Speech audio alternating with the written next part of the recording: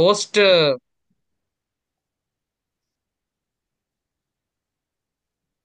Okay, so good evening, everyone.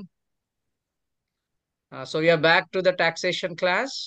Okay, so నిన్న మనం నేర్చుకున్నది ఏంటి అంటే డైరెక్ట్ ట్యాక్సెస్, ఇండైరెక్ట్ ట్యాక్సెస్ అంటే ప్రత్యక్ష పన్నులు, పరోక్ష పన్నులు ఏంటో తెలుసుకున్నాం. అలాగే I gave a brief introduction regarding income tax act. So ఆదాయ పన్ను చట్టము 1961 గురించి మనం నేర్చుకున్నాము. And we also learn about what is income tax, అంటే ఆదాయ పన్ను అంటే ఏంటి, అసలు ఆదాయ పన్ను దేని మీద విధిస్తారు అని నేర్చుకున్నాం. Okay, so today we will be continuing with various basic definitions under section 2. Okay, so section 2 అంటే ఏంటి? So section 2 pertains to various definitions in any act. ఏ చట్టంలో కూడా సెక్షన్ 2 అనేది ఏం చెప్తుంది? ఆ చట్టంలో ఉన్న నిర్వచనాల గురించి తెలియజేస్తుంది. ఓకే, సో నిన్న మనం వ్యక్తి అంటే ఎవరు, so yesterday we discuss briefly regarding who is a person under section 2 sub section 31. So section 2 sub section 31 ప్రకారంగా వ్యక్తులు అంటే ఎవరు? ఎందుకంటే because every person will be liable for taxation. So వ్యక్తి గురించి ఎందుకు తెలుసుకోవాలంటే ప్రతి వ్యక్తి కూడా, ఎవరైతే ఆదాయ పన్ను చట్టంలో వ్యక్తి అని వస్తారో వీళ్ళందరూ కూడా ప్రభుత్వానికి ట్యాక్స్ కట్టాలి, ప్రత్యక్ష పన్ను కట్టాలి. So since every individual or a firm or a company has to pay taxes to the government, we need to understand who are the persons who will be coming under this definition. Okay. Okay. Now today we will be continuing with the other basic definitions. That is SSC. So SSC అంటే ఎవరు? So simple గా SSC అంటే తెలుగులో చెప్పాలంటే పన్ను చెల్లించిన వ్యక్తి. So is assessee, assessee for a common man is nothing but a person who pays tax. So ఒక ట్యాక్స్ పేయర్ ని మనం ఆదాయ పన్ను చట్టం సెక్షన్ 2(7) అంటే again in exam you keep in your mind, you have to write clearly the sections. So income tax sections మర్చిపోకూడదండి, మనం జాగ్రత్తగా రాసుకోవాలి నోట్స్. సో ఎస్ఎస్సి అనేది ఏ సెక్షన్ లో వర్తిస్తుంది అంటే section 2 sub section 7. So section 2 sub section 7 has clearly define who is an SSC. అసలు SSC అంటే ఎవరు అనే నిర్వచనం అనేది సెక్షన్ 2 సబ్ సెక్షన్ 7 లో ఇవ్వబడింది. So who is SSC? Let us continue. So SSC is nothing but any person by whom income tax or any tax or any sum of money is payable under the act. చూడండి, assessee అంటే ఎవరు? Is any person by whom some amount of tax is payable or some money is payable under this act. So ఆదాయ పన్ను చట్ట ప్రకారంగా ఒక పన్ను కట్టే వ్యక్తి కానీ ఇతర అమౌంట్ కట్టే వ్యక్తిని ఆ డబ్బులు చెల్లించే వ్యక్తిని మనం ఎస్ఎస్సి అంటాము. Okay, so again, it also includes any person in respect of whom any proceedings under the act has been taken for the assessment of his income. Okay, or any person who receives refund, or any person who has to pay extra tax, or any person, okay, who is a default అంటే ఇంకా tax కట్టలేదు, ఆయన కూడా SSC లోకి వస్తాడు. Okay, అంటే ఇక్కడ SSC అంటే ఎవరు వస్తారు? See, a person who has to pay the tax, పన్ను చెల్లించిన వ్యక్తి ఎస్ఎస్సి అవుతాడు. అలాగే a person who is deemed to be assessee అంటే భావిత ఎస్ఎస్సి, అంటే నువ్వు భావించబడ్డావు, you are you are paying tax on behalf of somebody else.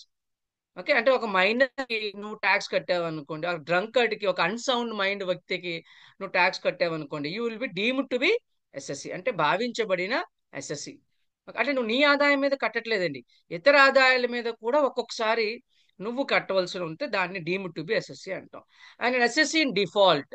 Okay, who is SSC in default అంటే ఎవరైతే ఇంకా పన్ను ఎగ్గొట్టారో, ఆర్ ఎవరైతే పన్ను కొంచెమే కట్టారో, ఇంకా పన్ను కట్టాలో, ఆర్ ఆదాయ పన్ను చట్ట ప్రకారం ఫైన్స్ కట్టాలో, పెనాల్టీస్ కట్టాలో, వడ్డీలు కట్టాలో, వీళ్ళని ఎస్ఎస్సి ఇన్ డిఫాల్ట్ అంటాము. ఏమంటాం? Assessee in default under this act. I think all of you close your videos. Okay, it is disturbing for us. So video close చేసుకున్నామా? చాలా మంది ఇక్కడ క్లోజ్ చేసుకోలేదు. Off your video so that you save your data. Shaik Abiba and Shravani video చూసుకోండి. of your videos. Right. Thank you, Sheikh Kadiba. You also. Okay. So who is a SSE? Any person who has to pay tax. Any person who is paying tax on behalf of SSE is nothing but a person who has to pay any fines. A person who has to pay any fine. He is called SSE in default. Okay. So వీళ్ళని మనం SSC అంటాం. Simple గా SSC అంటే ఎవరండి? Section 2 7 ఏమంటాం? Subsection 7, any person who is liable to pay tax or any fine under this act is assessee. So ఏ వ్యక్తి అయితే పన్ను చెల్లించాలో, పన్నుతో పాటు ఇతర ఫైన్లు కూడా చెల్లించాలో, ఓకే, వాళ్ళని మనం ఎస్ఎస్సి అంటాం. So SSC, normal SSC, deemed to be SSC and also SSC default. Okay, ఇది చాలా ఇంపార్టెంట్ అండి. ఎగ్జామినేషన్ పాయింట్ ఆఫ్ వ్యూలో కూడా సెక్షన్ 2 సబ్సెక్షన్ 7 ఏంటని అడిగినప్పుడు మనం ఏం చేయాలి? ఎస్ఎస్సి. సో ఎస్ఎస్సి అనేది సెక్షన్ 2 సబ్సెక్షన్ 7 తెలియజేస్తుంది. Okay, next definition is income. So very important. So మనం ఆదాయ పన్ను గురించి చదువుకుంటున్నాం కాబట్టి, since we are learning about what is income tax, because income tax is charged on income, we should know what are the items or what are the receipts which are covered under the head income. So మన ఆదాయ పన్ను నేర్చుకుంటున్నాం కాబట్టి, ఆదాయ పన్ను చట్టంలో ఆదాయం మీద మనం ట్యాక్స్ కడుతున్నాం కాబట్టి, పన్నులు కడుతున్నాం కాబట్టి, మనం చాలా క్లియర్ చేసుకోవాలి ఇన్కమ్ అంటే ఏంటి, వాట్ ఈస్ ఇన్కమ్, ఆదాయం అంటే ఏంటి. Again the tells about income clearly is section 2 subsection 20. So section 2 subsection 24 మనకి ఆదాయం అంటే ఏంటో క్లియర్ గా చెప్పిందండి. అయితే here the definition is not object. ఇక్కడ ఏమేమి ఆదాయంలోకి వస్తే చెప్పే తప్ప ఆదాయం ఒక నిర్వచనం క్లియర్ లేదు. Okay, it has not clearly define what do mean by income, but this section tells us what are the items which are taken as income. So ఆదాయ పన్ను అనే ఒక కాన్సెప్ట్ లోకి ఏమొస్తాయి, ఆదాయం అనే కాన్సెప్ట్ లోకి ఏమేమో అంశాలు వస్తాయని చెప్పిన తప్ప ఆదాయం అంటే ఏంటి చెప్పలేకపోయింది. Okay, so this section clearly does not define what is income, but this section covers what are the items or what are the different concepts of income. So ఆదాయం అంటే ఏంటి? See the first one, section 2 subsection 24 says all the receipts which are in money or money's firm, okay, from a definite source is a part of income. అంటే మనం ఒక వసూలు ఏవైతే డబ్బు రూపంలో వస్తున్నాయో వాటిని ఆదాయాలని ఈ సెక్షన్ మనకి చెప్తుంది. డబ్బు కానీ డబ్బు రూపంలో వచ్చిన అన్ని వస్తువులు కూడా ఆదాయమే అని చెప్తుంది. అండ్ ఈ ఆదాయం ఎక్కడి నుంచి రావాలట? ఒక డెఫినెట్ సోర్స్ నుంచి రావాలి. డెఫినెట్ సోర్స్ అంటే ఖచ్చితమైన ఒక వనరు నుంచి రావాలి. Okay, so let us see what does this section says. So section 224 explains this, that the following are your incomes. Into the first day, profit and gains. అంటే లాభాలు. సో ఒక సంస్థలో వచ్చిన లాభాలు, profits and gains. Then dividends. What is dividends? Shares మీద వచ్చిన profits. So companies ఏమైతే shares మీద ప్రాఫిట్స్ పే చేస్తాయో వాటిని డివిడెండ్స్. సో డివిడెండ్లు కూడా ఆదాయంలో. సో డివిడెండ్స్ మీద పన్ను చెల్లించాలి. Value of any perquisites or profit in lieu of salary. So దీన్ని ఏమంటామంటే పరిలబ్ధులు అంటాం. అంటే జీతం కాకుండా నీకు గృహస్థి, సారీ, అద్దె లేని వసతి ఇస్తారు, rent free account, motor car ఇచ్చారు, car facility, okay, credit card facility given by the employer, company యాజమాన్యం ఇచ్చినవి, ఇవన్నీ పరిలబ్ధులు కూడా ఆదాయమే. Okay, then any capital gains charge under section 45. So section 45 ప్రకారంగా మూలధన లాభాలు అంటే ఏంటండి? సో నువ్వు వాటాలు కానీ, భూములు కానీ, కార్లు కానీ, బంగారం కానీ అమ్మితే వచ్చిన అత్యధిక లాభాలనే మూలధన లాభాలు. So the capital gains are nothing but the profits which you earn on sale of your properties, maybe financial assets, maybe capital assets, or maybe land, buildings, etc. Then any profits and gains of any insurance company or any cooperative society. Okay, and అంటే ఇక్కడ మనం తెలుసుకోవాలి ఏంటంటే, general గా ఆదాయాలు అనేవి 5 heads కింద చెప్పడం జరిగిందండి. ఒకటి ఇన్కమ్ ఫ్రమ్ సాలరీ, అంటే జీతం నుంచి ఆదాయమే రావాలి. రెండోది గృహస్థ నుంచి ఆదాయము, that is income from house property. Third profits and gains of any business of profession, ఒక వృత్తి లేదా వ్యాపారంలో వచ్చిన ఆదాయం కూడా ఆదాయంలో చూపించాలి. నాలుగోది మూలధన లాభాలు అంటే capital gains, at the long term capital gains or short term capital gains, అంటే దీర్ఘకాలిక మూలధన లాభాలు అవ్వచ్చు ఆర్ స్వల్పకాలిక అంటే షార్ట్ టర్మ్ క్యాపిటల్ గెయిన్స్ అవ్వచ్చు. అలాగే అదర్ ఇన్కమ్స్ అంటే మీ బ్యాంక్ లో వడ్డీ కానీ డివిడెంట్లు కానీ, ఓకే, ఆర్ లాటరీలో వచ్చిన లాభాలు కానీ, ఇవన్నీ కూడా ఆదాయాల్లోనే చూపించాలి. All these are part of your income. Okay, so ఇక్కడ చూడండి, all these are incomes. అంటే any person receiving salary, any person getting profits, any business you are getting incomes, any dividends, any profit gains, any rent you are receiving from letting out your property, అంటే అద్దెకి ఇచ్చినప్పుడు మీకు వచ్చిన అద్దె కానీ, మీరు వస్తువులు అమ్మితే వచ్చిన లాభాలు కానీ, అన్ని కూడా ఆదాయాలే అన్నారు. So this is a big list of what are the items which are to be included under section 224, and this section tells about what are the items to be a part of income. అంటే ఆదాయాలు అంటే ఏమేమి వస్తాయి అని చెప్పారు. ఎందుకు తెలుసుకోవాలంటే because ఆదాయ పన్ను ఆదాయం మీద ఉంటుంది కాబట్టి ఆదాయం అంటే ఏమేమి అంశాలు తీసుకోవాలో మనం తెలుసుకున్నాం, right? Then coming to the gross total income, very important. ఎందుకంటే entire calculation of tax liability, అంటే పన్ను ఎంత చెల్లించాలి, ఓకే, పన్ను బాధ్యత అనేది దేని మీద లెక్కించబడుతుంది? సాధారణంగా ఆదాయ ఆదాయం మీద, ఏ ఆదాయము? మొత్తం ఆదాయం మీద. పన్ను I mean or gross total income అంటారు, అంటే స్థూల మొత్తం ఆదాయం.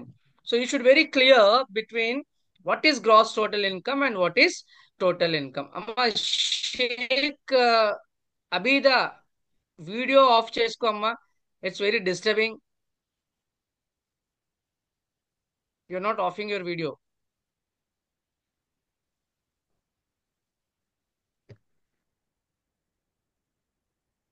రైట్? ఓకే, సో ఇక్కడ మనం ఆదాయ పన్ను అనేది దేని మీద విధించబడుతుంది అంటే మొత్తం ఆదాయం మీద విధించబడుతుందండి. So generally the tax is calculated for individuals on the total income but not gross total income. So quite often the students are confused. చాలా విద్యార్థులు స్థూల మొత్తం ఆదాయం ఒకటే అనుకుంటారు, లేదండి చాలా డిఫరెన్స్ ఉంది. So in this section we will be clearly understanding what is gross total income and what is total income. Okay, so ముందుగా స్థూల మొత్తం ఆదాయం ఏంటో చూద్దాం. So what is gross total income? Simple. Gross total income means the total income before making any deductions under section 80 to 80U. Okay చూడండి, so స్థూల మొత్తం ఆదాయం అంటే ఏంటి? సెక్షన్ 80C నుండి 80Uలో ఉన్న తగ్గింపులు తీయక ముందున్న మొత్తం ఆదాయాన్ని స్థూల మొత్తం ఆదాయం అంటాము. Okay, so as per section 14, all income for the purpose of income tax and computation of total income should be done in the following heads. So gross total income అంటే ఏంటి అంటే simple, when you add the 5 heads of income, అంటే ఎప్పుడైతే మనం ఆదాయాలు 5 రకాలు అన్నాం, 5 శీర్షికల్లో విభజించాం. ఏంటది? ఇన్కమ్ ఫ్రమ్ సాలరీస్, జీతం నుంచి ఆదాయము, plus income from house property, గృహస్థ నుంచి ఆదాయము, plus profits and gains of business are profession. Okay, అంటే వ్యాపారం లేదా వృత్తిలో వచ్చిన లాభాలు.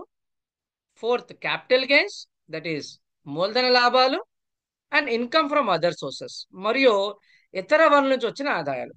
సో ఇప్పుడు మనం డిస్కస్ చేసిన 5 హెడ్స్ ని మనం ఎప్పుడైతే యాడ్ చేస్తామో, when we take the aggregate of all the 5 heads of income, that is income from salary, income from house property, profits and gains of business, capital gains, and income from other sources, our total ni mano gross total income antam. Okay, so when we add the 5 heads of income, the total is called gross total income. So this is before making adjustments of any carry forward at all. Okay, అర్థమైందండి? So స్థూల మొత్తం ఆదాయం అంటే ఏంటి? 5 అంటే మనం ఎప్పుడైతే total కలిపామో వచ్చిన సమ్ ని గ్రాస్ టోటల్ ఇన్కమ్, స్థూల మొత్తం ఆదాయం అన్నాం. అయితే నా స్థూల మొత్తం ఆదాయం 20 లక్షలు ఉందనుకోండి, నేను కట్టవలసిన ట్యాక్స్ ఎక్కువ ఉంటుంది, అంతే కదండి? సో గవర్నమెంట్ ఏం చేసింది? Since my gross total income is high, I have to pay high tax if government says you pay on gross total income. So ప్రభుత్వం ఏం చేసింది? ఒక వెసులుబాటు కల్పించింది. So what the government has done, okay, you don't pay on the gross total income, you claim some deductions. నీకు పొదుపు చేసుకోవడానికి, అంటే సేవింగ్స్ కానీ లేదంటే డొనేషన్లు కానీ ఇలాంటి ఒక సెక్షన్ ఇచ్చి దాని చాప్టర్ 6A గుర్తుపెట్టుకోండి, రాసుకోండి అక్కడ చాప్టర్ 6A లేదా deductions under section 80C and 80U అని ఒక ప్రొవిజన్ కల్పించింది. సో ఎప్పుడైతే గ్రాస్ టోటల్ ఇన్కమ్ నుండి నువ్వు ఈ డిడక్షన్స్ తగ్గించుకోగలుగుతావో you can reduce your total income or taxable income. Okay, so మొత్తం ఆదాయం నుండి ఈ తగ్గింపులు నువ్వు మైనస్ చేసుకోగలిగితే, వాడుకోగలిగితే నువ్వు కట్టవలసిన ట్యాక్స్ ని తగ్గించుకోవచ్చు. ఎలా తగ్గించుకోవచ్చు అండి? మొత్తం ఆదాయం తగ్గితే. So lesser is the total income, less will be your taxes. అంతే కదండి. సో నువ్వు మొత్తం ఆదాయాన్ని ఎంత తగ్గించుకోగలిగితే అంత ట్యాక్స్ ని తగ్గించుకోగలుగుతావు. Okay, clear. So gross total income మీద మనం ట్యాక్స్ కట్టమండి, ఎందుకంటే అది ఎక్కువ ఉంటుంది. So what the government has done, deductions అనేవి ఇచ్చిందండి chapter 6A. That after class will discussing that what is deductions. ఇప్పుడు let us understand then what is total income. మరి మొత్తం ఆదాయం అంటే ఏంటి సార్ అంటే, usually total income is very important because this is the income which is taxable. చూడండి, this is the income which is taxable. So ఒక వ్యక్తి ఏదైతే ఆదాయం మీద పన్ను కట్టాలో ఆ పన్ను కట్టవలసిన ఆదాయాన్ని పన్ను విధించబడిన ఆదాయము లేదా మొత్తం ఆదాయం అంటాం. సో ఈ మొత్తం ఆదాయం మీద ఒక ఎస్ఎస్సి ట్యాక్స్ కడతాడండి. Okay, so what is the total income? Simple. The total income of an SSE is computed by deducting from the gross total income all the deductions, eligible deductions under chapter 6A, that is deductions under 80C to 80U. అర్థమైందా? So మొత్తం ఆదాయం ఎలాగొస్తుందండి? మనం ముందే లెక్కించిన స్థూల మొత్తం ఆదాయం నుండి అర్హత కలిగిన తగ్గింపులు కానీ 80C నుండి 82 తగ్గించుకోగలిగితే వచ్చిన ఆదాయాన్నే మొత్తం ఆదాయం అంటాము. దీని ఇంకో పేరు ఏంటంటామంటే this total income is also called as taxable income. ఎందుకు టాక్సబుల్ అన్నామంటే ఇది పన్ను విధించబడిన ఆదాయము. సో ఈ ఆదాయం మీద పన్ను విధించబడుతుంది కాబట్టి దీన్ని పన్ను విధించబడిన ఆదాయము ఆర్ మొత్తం ఆదాయం అంట. Hope it is clear. So what is total income? Simple. From gross total income when SSE claims, okay, all the deductions which he is eligible, okay, from deductions మనం మైనస్ చేస్తే స్థూల మొత్తం ఆదాయం నుండి మనకు వచ్చిందే total income. Clear?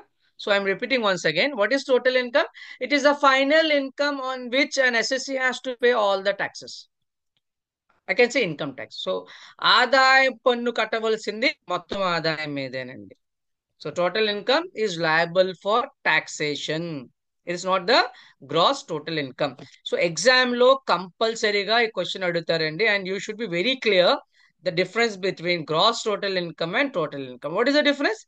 Gross total income includes all the heads of incomes, but whereas when you deduct from gross total income the deductions under section 80C to 80U, that the income which is arrived is called total income or taxable income on which SSE has to pay taxes.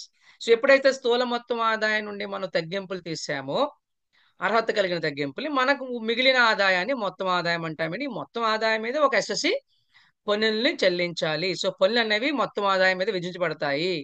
Okay, it is compulsory question in your PG set. Hope it is clear the difference between gross total income and total income. Okay, next we move into the other basic concepts. Clear?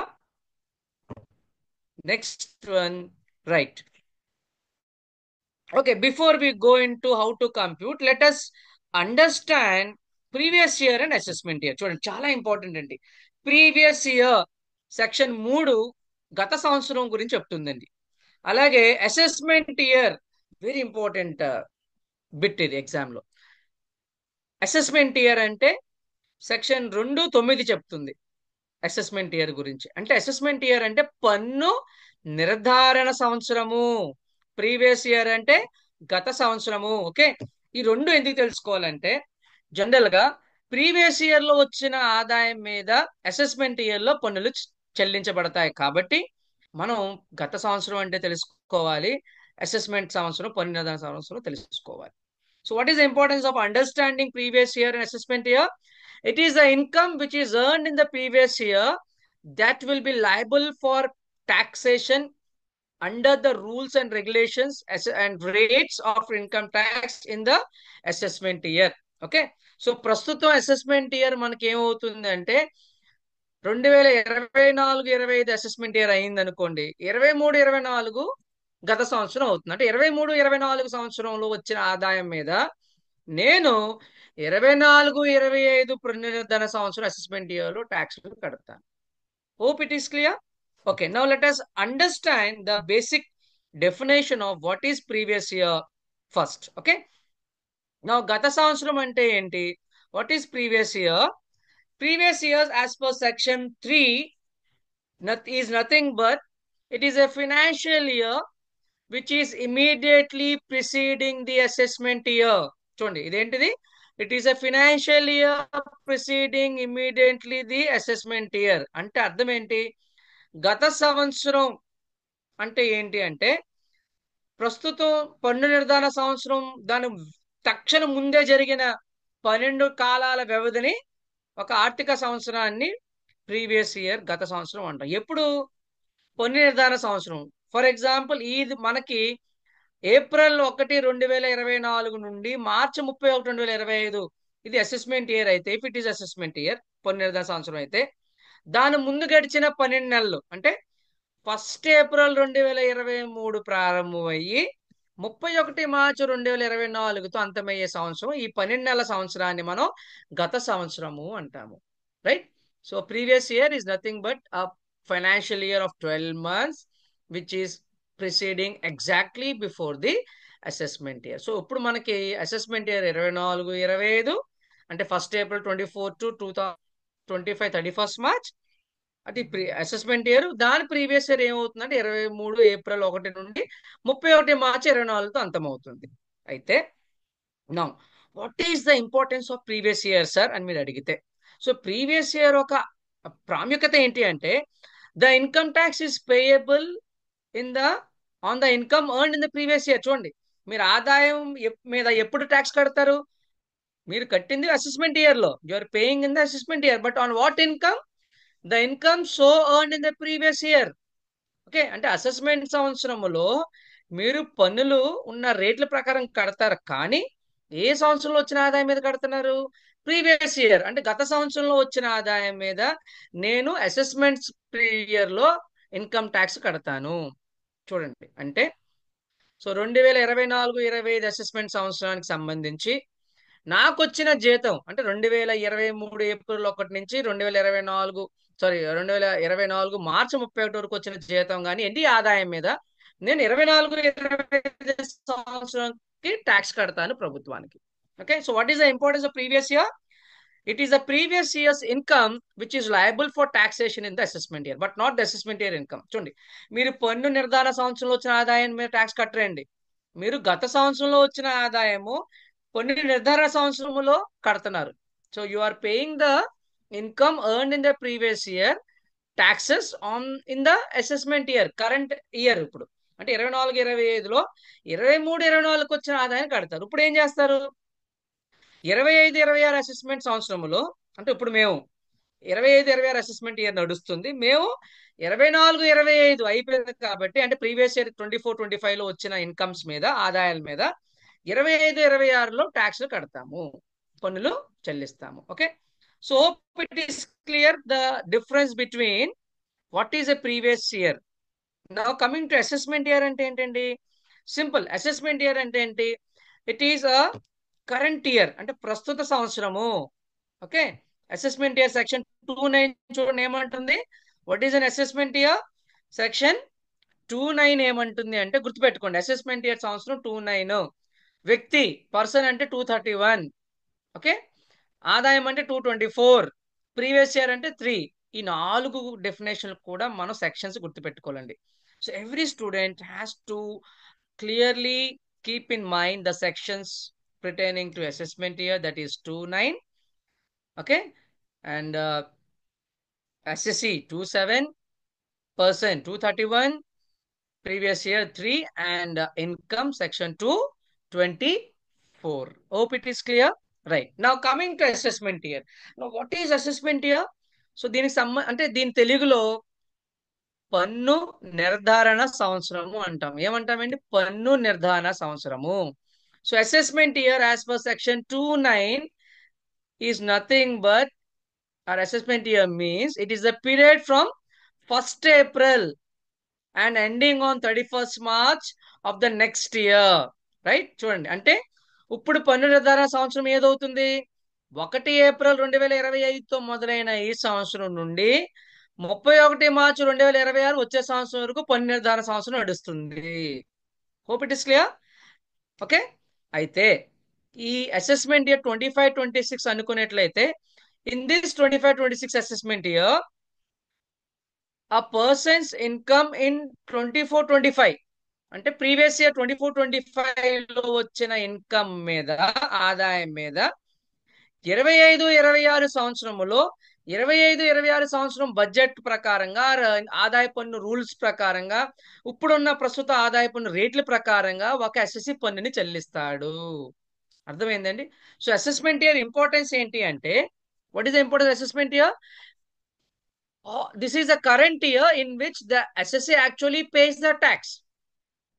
ఒక tax payer assessment year లోనే tax కడతాడండి. Okay, నిర్ధారణ సంవత్సరంలోనే నేను పన్ను కడతాను. అయితే ఎప్పుడు వచ్చిన ఆదాయం మీద? గత సంవత్సరం అంటే ప్రీవియస్ ఇయర్ లో, దాని ముందు గడిచిన సంవత్సరంలో వచ్చిన ఆదాయం మీద ప్రస్తుత సంవత్సరం పన్ను నిర్ధారణ సంవత్సరంలో కడతాను. కానీ ఏ rules?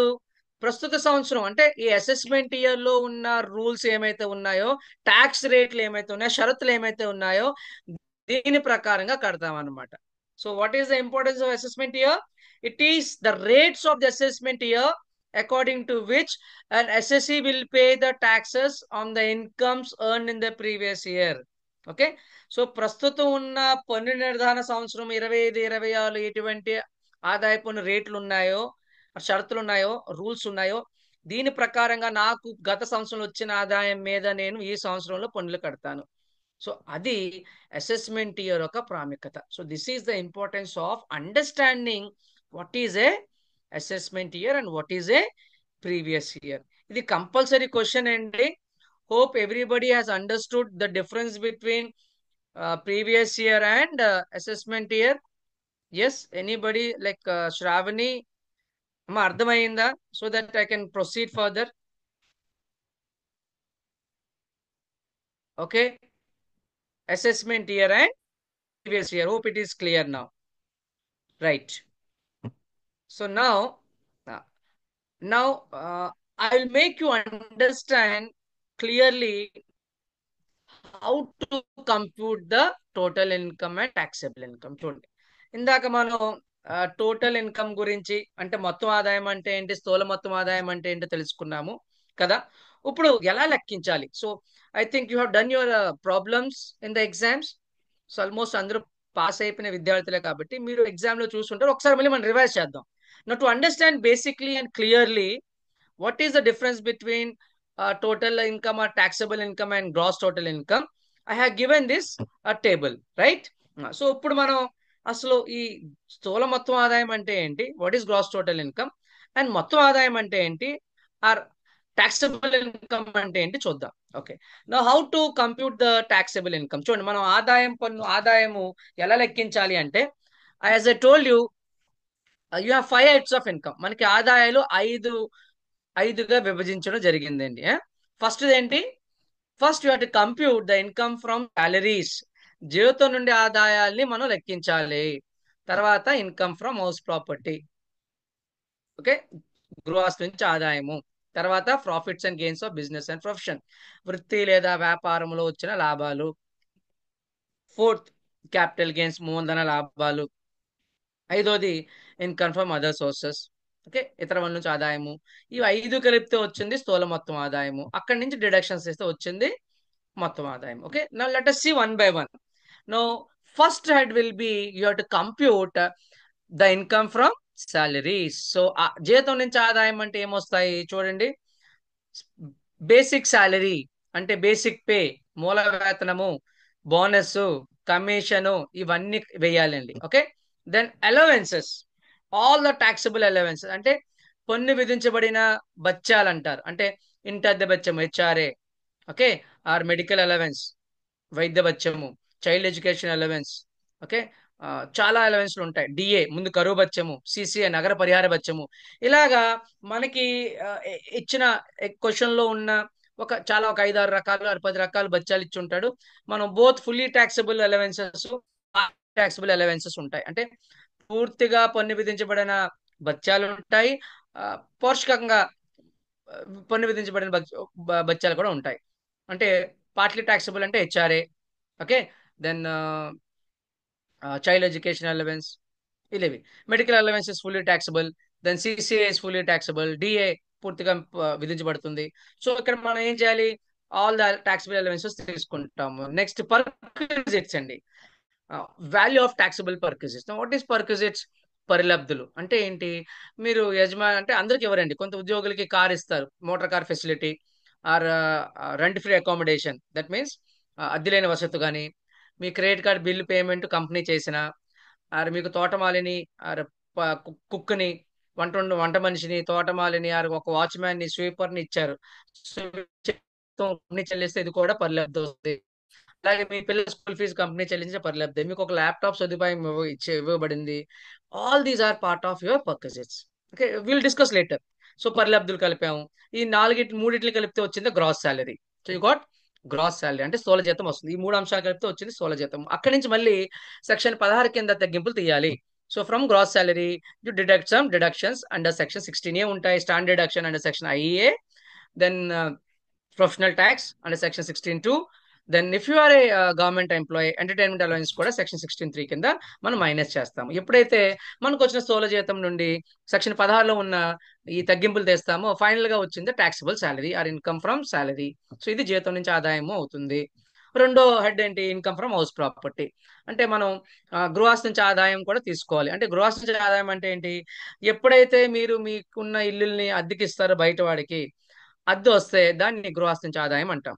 Okay, when you're letting out your house property, flat or your cot, your house for rent, if you're getting rent, that will be computer under the head income from house property. అయితే దీంట్లో మనం ఏం చేయాలంటే ముందు ఎన్ఏవిని కనుక్కుంటాం. Is big I tell you what is NAV అంటే నికర వార్షిక విలువను కనుక్కోవాలి. అక్కడి నుంచి సెక్షన్ 24 లో ఉన్న డిడక్షన్స్ తీసేస్తాం.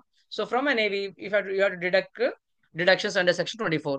సెక్షన్ 24 లో డిడక్షన్స్ అంటే స్టాండర్డ్ డిడక్షన్ ఉంటుంది. That is section 24(1). ఎన్ఏబి మీద 30% కట్టాలి, 30%. రెండోది, if you taken home loan, మీరు హౌసింగ్ లోన్ తీసుకుని వడ్డీ కట్టుంటే మీరు కట్టిన వడ్డీని మీరు deducted from the navy if you get positive ఆదాయం వస్తే ఇన్కమ్ ఫ్రమ్ హౌస్ ప్రాపర్టీ, లేదు మీకు నష్టం వస్తే దాన్ని లాస్ ఫ్రమ్ హౌస్ ప్రాపర్టీ, అంటే గృహస్థ నుంచి నష్టం కూడా రావచ్చు. ఎప్పుడు వస్తుందంటే if your loan interest is more than you will get income from loss from house property. Okay, now third, profits and gains of business and profession. So మీరు చేసిన వృత్తి కానీ మీరు చేస్తున్న వ్యాపారంలో వచ్చిన లాభాలు అంటే ఎలా తీసుకోవాలి? ముందు net profit as per P&L account. So లాభ నష్టాల ఖాతా ప్రకారంగా నికర లాభాన్ని తీసుకోండి. దానికి మనం అడ్జస్ట్మెంట్ చేయాలండి. కొన్ని ఎక్స్పెన్సెస్, అడ్మిషబుల్ ఎక్స్పెన్సెస్ లెస్ చేస్తాము, నాన్ అడ్మిషబుల్ ఎక్స్పెన్సెస్ యాడ్ చేస్తాము. అప్పుడు వచ్చిన వాటిని profits and gains of business and profession అంటాము. Okay, so after making the necessary expenses, admissible and non-admissible, whether you add or you deduct, finally from net profit, if you deduct this or add these expenses, you will get the profits and gains of business and profession. So వృత్తి లేదా వ్యాపారములో వచ్చిన లాభాలను కూడా మనం తీసుకోవాలి. ఇది third head అండి, very important. Fourth head is capital gains. It is capital gain. So capital gains అంటే మూలధన లాభాలు. So when you get capital gains, so when you are selling your capital assets, so మూలధన ఆస్తులు అమ్మితే వచ్చిన లాభాలని capital gains అంటాం. అంటే ఒక ఇల్లు ఉన్నది, దాని లాభంకి అమ్మారు, ఒక భూమి ఎప్పుడో కొన్నారు, 2010లో 22లో అమ్మారు, కొంత లాభం వచ్చి ఉంటుంది. లేదు మీ దగ్గర వాటాలు అమ్మారు, మీ దగ్గర బంగారం అమ్మారు, మీకు లాభం వచ్చి ఉంటుంది కదా, వీటిని మూలధన లాభాలు అంటాం. అయితే సో ఫస్ట్ మనం సెక్షన్ 45 to 54లో, సెక్షన్ 45 to 53 వరకు ఉన్న అన్ని రకాలైన క్యాపిటల్ గెయిన్స్ కంప్యూట్ చేయాలి. అక్కడి నుంచి మనకి సెక్షన్ 54 ప్రకారంగా కొన్ని మినహాయింపులు ఉంటాయండి. Okay, so you have some exemption under section 54 from the capital gains. ఆ మినహాయింపు తీసేస్తే మిగతాది ఇన్కమ్ ఫ్రమ్ క్యాపిటల్ గెయిన్స్, దీని మీద ట్యాక్స్ కడతారు. గ్రాస్ క్యాపిటల్ గెయిన్స్ మీద ట్యాక్స్ కట్టక్కర్లేదు. So you have to pay taxes after claiming the exemptions from gross capital gains. Now you will get finally the income from capital gains which are liable for taxes. అదే long term capital gains అనుకోండి 30% right గా tax కడతాము. Short term capital gains కంటే 20% కట్టాలి. గుర్తుపెట్టుకోండి, capital gains are liable for, if long term capital gains, that is liable for 30%. If it is a short term capital gain, it is liable for 20% direct. There is no slabs. దీనికి slabs ఉండవండి. Okay, then final గా you have to add the fifth head also. ఐదో head ఏంటండి? Income from other sources, అంటే ఇతర వనరుల నుంచి ఆదాయం. ఏంటిది? ఫర్ ఎగ్జాంపుల్ బ్యాంక్ నుంచి ఇంట్రెస్ట్ రావచ్చు, వడ్డీ రావచ్చు మీ ఫిక్స్డ్ డిపాజిట్స్.